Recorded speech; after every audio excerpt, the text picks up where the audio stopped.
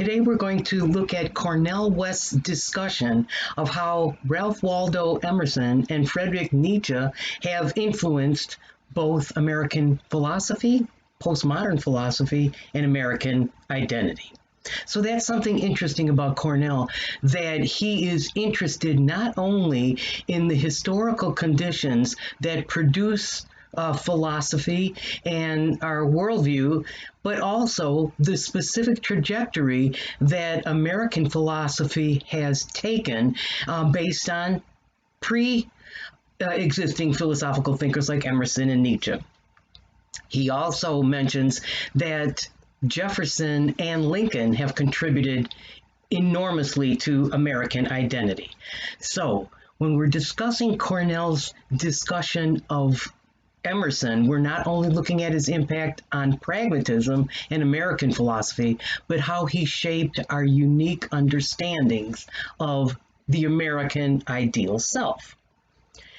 Cornel figures that Emerson is not a great philosopher, but a brilliant writer. The fact that he wrote in a highly rhetorical style and aphoristic style, which is similar to Nietzsche in some ways, are primarily grounded in cultural criticism as opposed to philosophical argumentation. In addition, Cornel West argues that to describe Emerson as a thinker, it would be accurate to say his ideas flowed from him being a petit bourgeois libertarian idealist.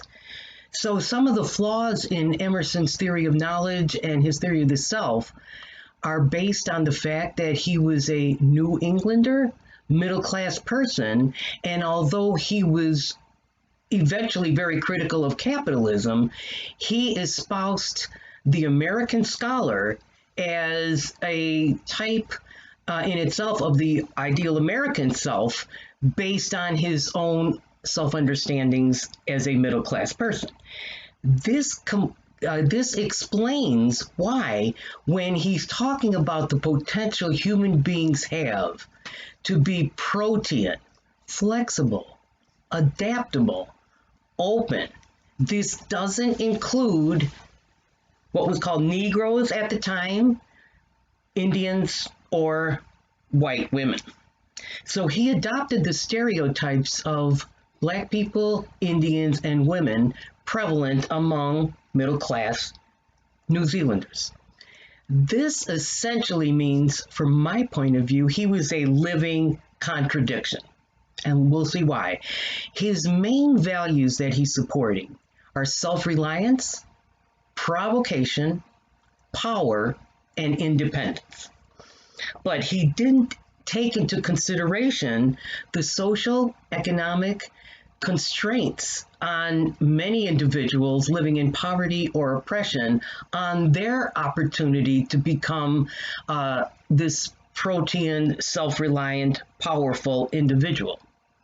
So without equal education and along with sexist and racist biases, he doesn't recognize that there are important limitations on independence and the values that he espouses: power, provocation, and self-reliance.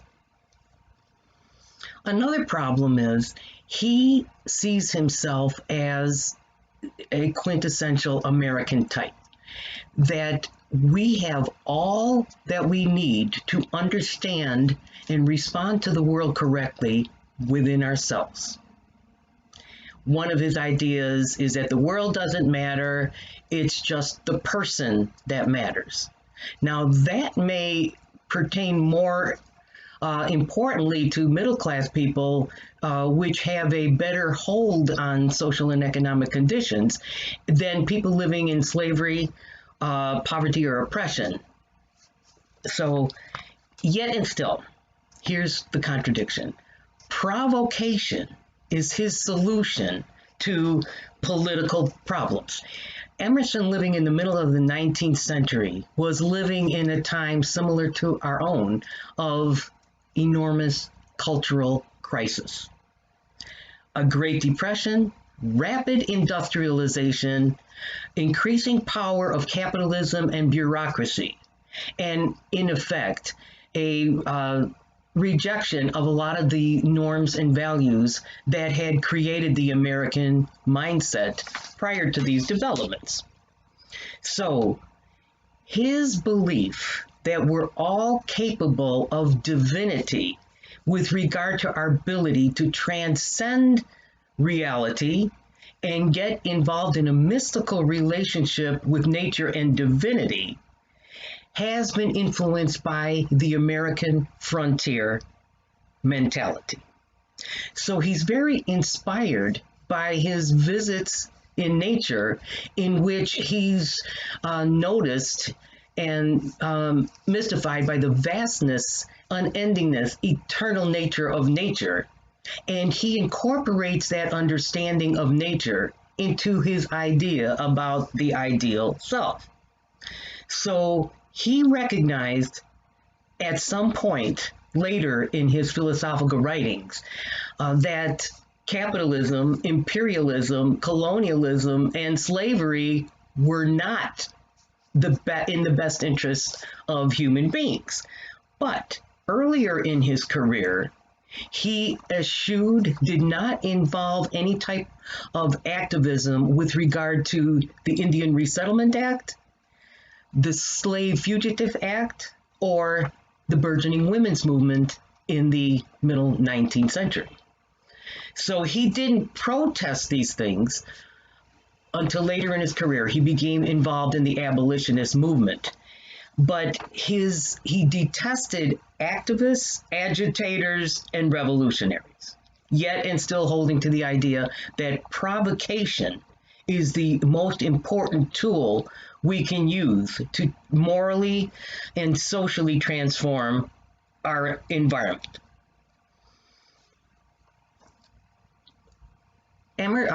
Cornel West's understanding of the contradiction in Emerson, that he thinks that every individual has divine powers within them to convert, both morally transform himself, herself, and their environment, yet eschewing public action. Two reasons for Emerson's withdrawal from the public realm, at least in the early part of his career. Cornel West cites his mysticism, his experiences in nature, which have often been described using his concept, he feels like a transparent eyeball, and he feels like God within himself when he experiences the vast beauty, power, and eternity of nature. So his mysticism enables him to experience sublimity. He feels sublime and godlike in his relationship to nature. And he feels himself like nature and accords this opportunity and ability to other heroic, individualistic selves, this power, this extreme power within each one of ourselves to recognize the God in ourselves so that we can achieve godlike knowledge and social transformation. This mystical experience in nature, seeing himself as one with nature, and divine and sublime as the experience in nature, produces his well-known attitude that, in this quote, inconsistency is the hobgoblin of small minds. A hobgoblin being a mischievous mythical creature. This explains his antipathy towards custom, tradition, and consistency. So he rejected blind following and veneration of customs, traditions, customary morality. Each person has the power to invent his or her own self and his or her own norms. This, in a nutshell, is Nietzsche's idea as well. Emerson has also been described by West as a voluntarist. not a volunteerist, a voluntarist, which means he puts a high premium on the human will and the human power to use our individual wills to change ourselves and to react to the struggle and the problems that comprise the human condition. But as Dewey later pointed out, we as philosophers and as American philosophers have put too high of a premium on the efficacy of will and willpower, given what Dewey argued for as the ability for will to be effective only in certain environments and certain conditions. So again, you might remember our discussion of Dewey's example of the alcoholic who can't change his habits just through ramping up his or her willpower. And Dewey's own argument for political change through democracy, including a better education regarding critical thinking skills, as well as dialogue with marginalized people and different others. But both Dewey and Emerson believed in the protean dynamic character of the self and a metaphysics of flux. Emerson's conclusion we can call as the myth of the exceptional individual. And in political context in the US, we can see this exemplified in our own acceptance of the idea of the exceptional individual, American exceptionalism, American individualism. He recognizes later that there have been extremely negative consequences from capitalism, despite his earlier rationalizations of capitalism in the way capitalism affects human greed, selfishness, and rampant individualism. So his statement, "the world is nothing, the man is all," really applies to the heroic, godlike power of individuals, the exceptional, heroic individual. So nature is fluid, nature is always in flux, but in the best of circumstances, it's directed by spirit, the divine eye. So what does he mean by spirit? I would say it's the working of God in nature. There's a large emphasis on vision as a way of seeing. Now, his notion of the vision of the exceptional self, including in mystical experiences, promotes separateness over solidarity, detachment over association, and individual intuition against collective action. Here's a quote from the book Nature. "This mythic individual possesses divine-like power, all-encompassing vision, and a penchant for newness in order to convert the mind." So there are a lot of references in Emerson about conversion, whether that means the conversion of the individual through moral transformation and regeneration, and of course the possible transformation of society by heroic individuals who have recognized their own possibility for self-transformation. Interestingly, he uses the concept of conversion in its relation to the individual self as aiming at self-conquest. And that's exactly the same notion that Nietzsche offers as a means to achieve the status of the Superman, the Übermensch. So Emerson's mysticism has causal power over his responses to social problems. Here's another quote. "I am defeated all the time, yet to victory I am born." The impact of this metaphysics of change and his mysticism on American pragmatism can be seen in the following quote. "Our life seems not present so much as prospective." So the future orientation of thought and the self in terms of ideas. So Yet he holds the idea, the Enlightenment idea, of the inevitability of progress due to liberating individuals like himself from tradition, custom, mandates of capitalism, the power of market forces, and the liberating of intelligence. The book that this discussion has originated in was Cornel West's book, The American Evasion of Philosophy.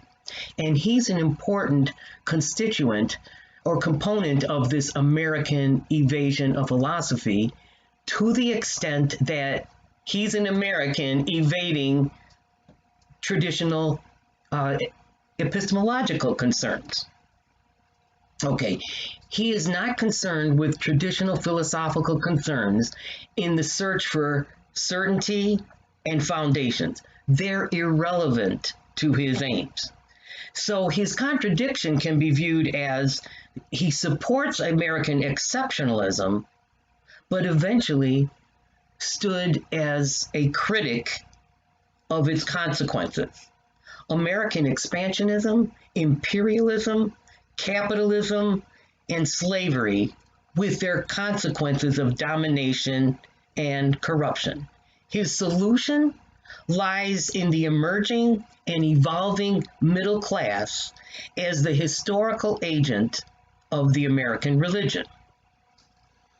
Next, I will briefly discuss how Nietzsche's perspectivism and will to power serve as progenitors of American pragmatism. Here's an idea from Nietzsche. There are no facts, just interpretations. There is no single foundation for true beliefs. There are only perspectives.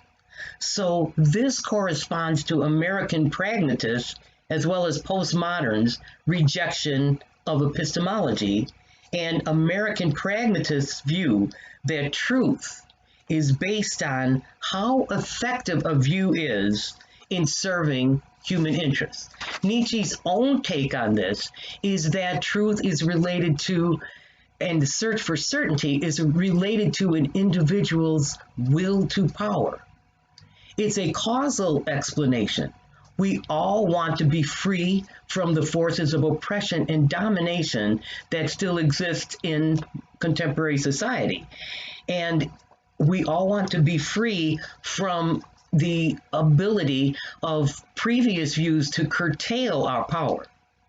So here's how his criticism of a feature of contemporary life, Christianity, and what he calls the slave morality features in terms of his will to power. Again, we're seeing something that's a common theme in postmodernism and American pragmatism, that to understand the validity of a certain belief, it's important to see its sources in one's culture and social and economic environment. So his criticism of Christian morality as a herd or slave morality is based on, to a large extent, the virtues that Christianity espouses: poverty, humility, tolerance, forgiveness, mercy, compassion, meekness, poverty, and obedience. So historically, Nietzsche argues that Christianity appealed to the poor and oppressed and provided hope and comfort, something that American pragmatist Cornel West views as essential to the human condition and is not possible in a purely secular environment. So he espoused a type of thinking that rejects slave morality, even though it does provide hope and comfort, at the cost to human autonomy and our will to power. Interestingly, Marx is writing in a similar vein in the middle of the 19th century, as Emerson and Nietzsche were doing, and described the relationship between the economic substructure and the social and cultural, religious, etc., worldviews that he regards as a superstructure. So at the base of every society, and what determines justice, morality, institutional arrangements, contracts, is the will to power of the ruling economic power. So Christian morality serves to provide comfort and faith to the poor and oppressed, but sustains their oppression and domination by those in power. The Christian ideas of render unto Caesar what are Caesar's and render unto God what are God's, as well as the Christian virtues of obedience, tolerance, mercy, and forgiveness. And Feuerbach, who is one of Marx's co-influences as far as the attitudes toward religion, claimed that religion is the opiate of the people. This is the end of my lecture on the influence of Nietzsche and Emerson on American pragmatism as well as American identity.